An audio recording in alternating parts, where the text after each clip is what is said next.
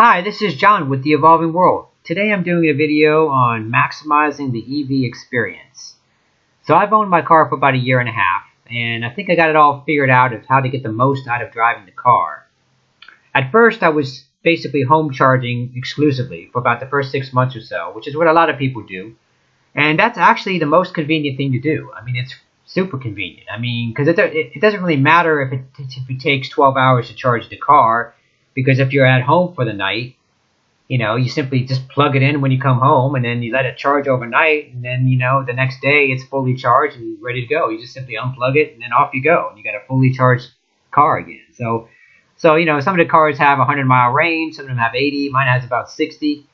And it's like if you stay within the range limits of the car, that's really all you need to do right there. I mean, it's cheap. It's inconsistent. It's cheap and it's consistent and it's there's no debate on what the electricity rates are. They don't change. They don't fluctuate. They don't change daily. Unlike gasoline, which can be quite crazily dramatic from one year to the next, or even from 1 month to the next, 1 week to the next. In some cases, it's crazy.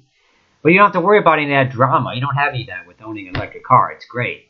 The only thing is that I love driving my car, and it's kind of hard to stay within 60-mile range. It's kind of like, it works great for most of the time, even for any kind of commuting, any kind of shopping and such, it's plenty, but the thing is that when it's a fun to drive car, I want to go for longer distances. So that's kind of what we're talking about today, is just maximizing the whole experience, being able to totally get rid of the gas car and just get out there in the open road and be able to drive this car wherever you want. So that brings us to our main thing here, PlugShare.com. This is what is the great enabler. This is what really just changes. This is the total game changer. It just makes everything possible when driving an EV for longer trips. And so you get familiar with this site, so the first thing you probably want to do is screen out, go to the options over here, settings, and then basically check off all the stuff that doesn't apply to your car. So if you have a Nissan Leaf, such as myself, you really want to have the CHAdeMO fast charger checked, and then the EV plug. This is the level 2. 1772 plug, and you can pretty much uncheck everything else. I have a Tesla too, so that's the only reason why this is checked. But like the CCS, I think it defaults to with all of these checked. So that's why the first thing you want to do is uncheck half this stuff, so it only applies to your car.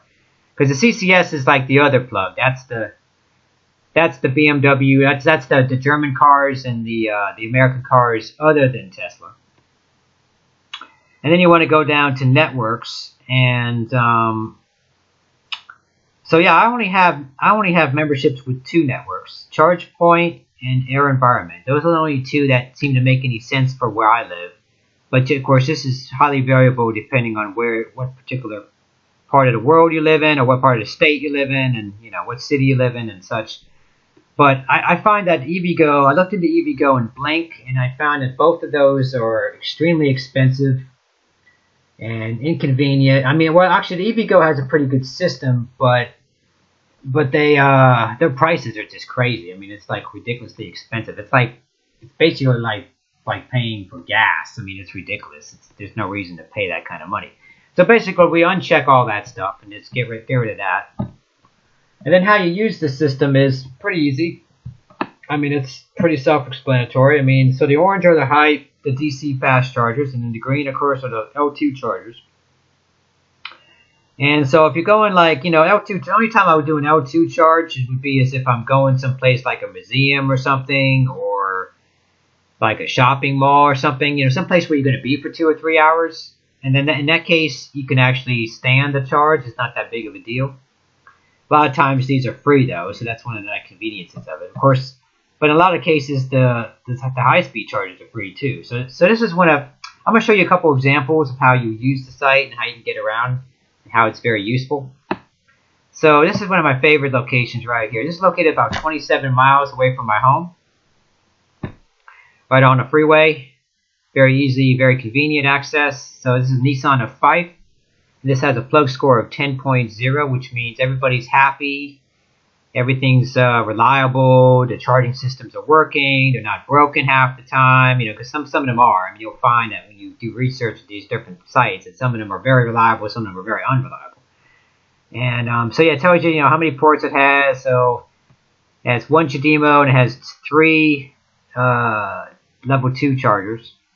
It tells you the address. That's how you would type in your GPS, and it tells you the description: available and free for Nissan Leafs, 3 level 2 chargers, and 1 CHAdeMO fast charger. And so you're always going to want to look at, in addition to the plug score, you're always going to want to look at the comments down here. This is what's great about this, is that reading people's comments, because if you see a lot of green, like this one, then that's good. That means that people are constantly checking in, and they're letting people know that they're not having any issues. They're able to charge, no problem. And that's what you want to look for. So that's really, and this is all independent people in here. This is, that's the great thing about this. It's like social networking at its best. It's just people telling other people, real useful information. So I'm in here somewhere. Oh, here I am right here.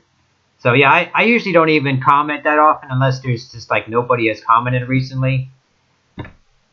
But because I mean, some of these people, some of these places, some of the busier sites, you'll see people that go in there and they comment like 20 times a day.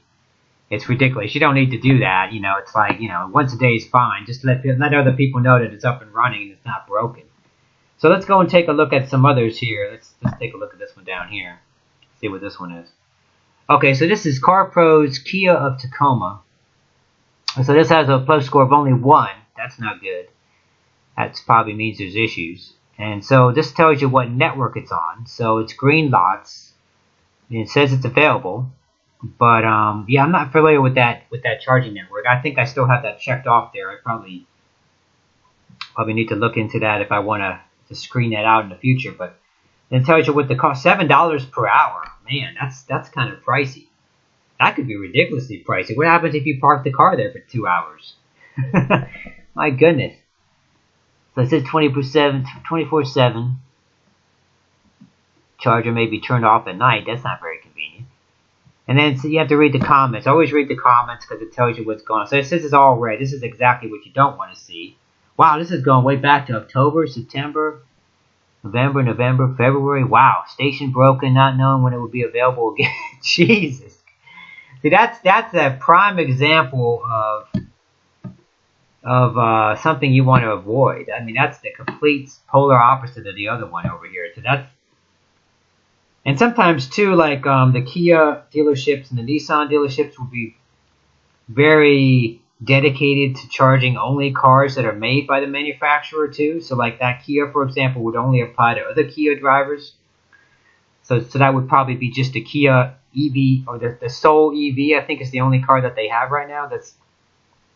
That must be disappointing if you own a Kia, especially if you bought it from the dealership, if you can't even go back and charge it for free, or charge it at all for that matter. $7 an hour. I mean, so anyway, there's issues with that. So you get the idea. So it's like, that's what you do. You just kind of have to do the research of the route that you're going to drive. And I'll show you another example downhill here, or down south a little bit. So this is one of the stores that I like to go to. They have certain products that you can't get anywhere else. They have good deals, so it's kind of worth taking the drive. It's actually about 55 miles away from my home.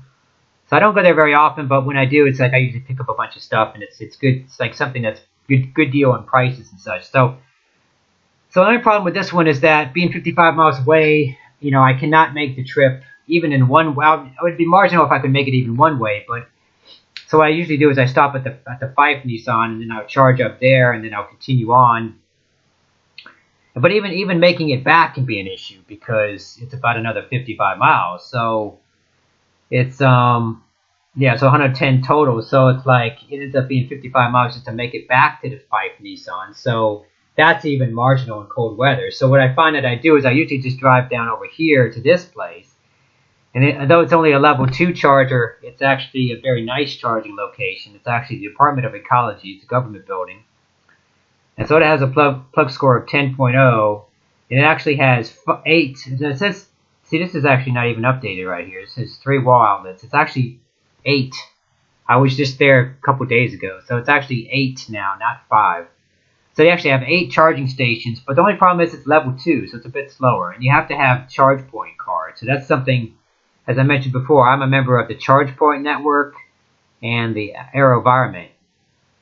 And even though I'm a member of Chargepoint, all the places that I go that I've used a Chargepoint have been free locations. Like this is one of them right here. So see, it's actually free, but you do need to have the card in order to access the network. I think how you sign up for the card is you basically go over there and you go to the website, you sign up for the card, and I think you have to deposit $20 or something, and then that will be credit on your card, and then they'll charge you. So if you use up that 20, then they'll charge another 20 to your card, and so forth. But the thing is that, like I said, I've actually never been charged anything because I've never used any their stations that actually had a fee attached to it. So actually, this is this is actually me right here. So I was the last person to comment at this location, and even though that was a month ago, it shows. That's interesting though. But yeah, so this one is not as popular as the others. But yeah, but you see lots of green here though, so that's good. So it's consistent, it's reliable. There's 8 chargers there. What's going to happen? I mean, even if one breaks, it's like there's going to be 7 others working, so it wouldn't really be a problem at all.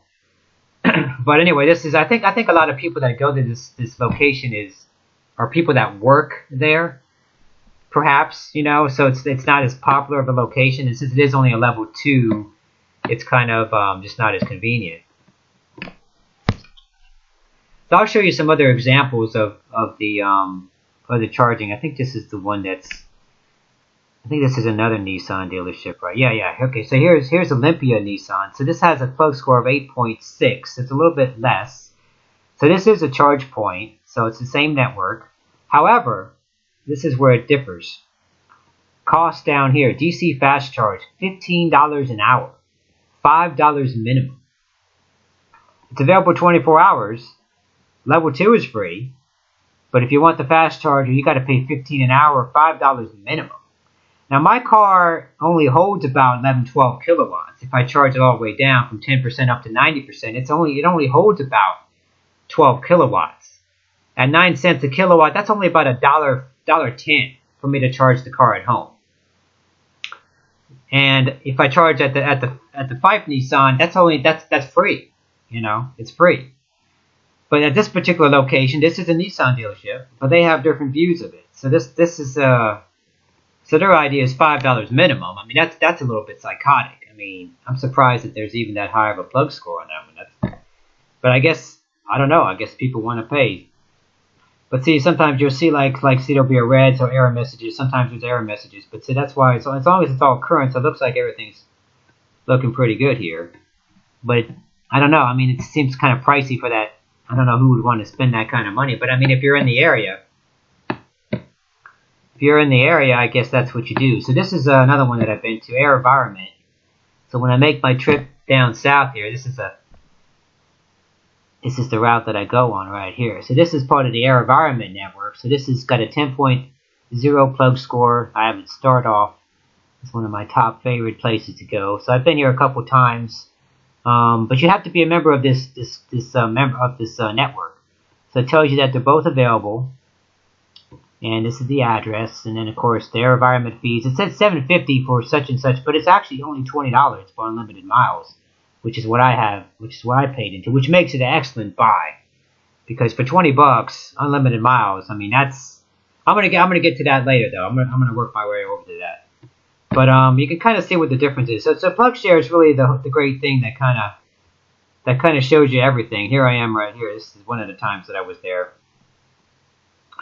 I've been there one time since. So yeah, it works really well. But anyway, that's kind of a example of how you use PlugShare, and it's just a really good website. So the other thing is whoops, let me go over here. Chargepoint. So this is a Chargepoint website right here. They have like a system that you can scan stuff as well.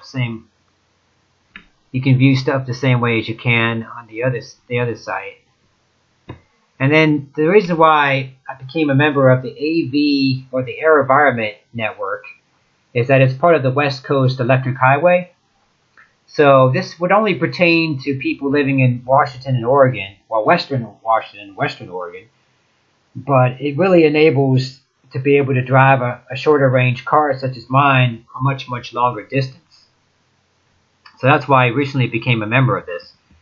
I've only been there a couple times, but I'm planning on doing a lot of trips down that way. So this is kind of where all the chargers are located, and it's only $20 a month, and that's for unlimited charging, which is just unbelievable. I mean, that's like having all you can. That's like going to an all you can eat buffet and buying dinner for one day, and then, oh, by the way, you can come back for 30 days later, 30 days in a row, and basically for the same pay once and get 30 days of free charging. I mean, it's crazy. Because, I mean, you could get your money back to that in a day. I mean, if you drive on the highway for long distance trips, I mean, you could probably get your money back in a day. I mean, it's a $15 activation fee. They send you a key fob, and then it's like just $20 a month, which is absolutely amazing. And so this is the actual map here of where their services are. So I live in this area, and then the trip down to Tumwater, the only place that I've been 2 times now, and that's about 61 miles from my home. So it's a little bit difficult to make it on one fully charged vehicle. Except I mean, I wouldn't want to have to drive it down below 10%. I don't want to damage the battery or anything. But anyway, that's actually one of the longest stretches. Most of the stretches are actually much closer. Like if you can skip a couple of these, it's actually pretty nice. I mean, it's more like 35, 40 miles between each station. So yeah, I think it really opens up the world. I mean, I think for $20 a month, it's unbelievable. I mean, I'll be able to take drives up into the mountains into eastern Washington. So this is about a 100-mile stretch right here. So 100 miles this way, then 100 miles back. That'd be a 200-mile round trip. And this is probably about the same, but another 100 miles. Actually, this is probably about 150 miles to go out to Wenatchee and back. That's a beautiful drive. But just to be able to do that, you know, as opposed to not, you know, it's just quite a wonderful thing. I'd be able to drive up to Canada.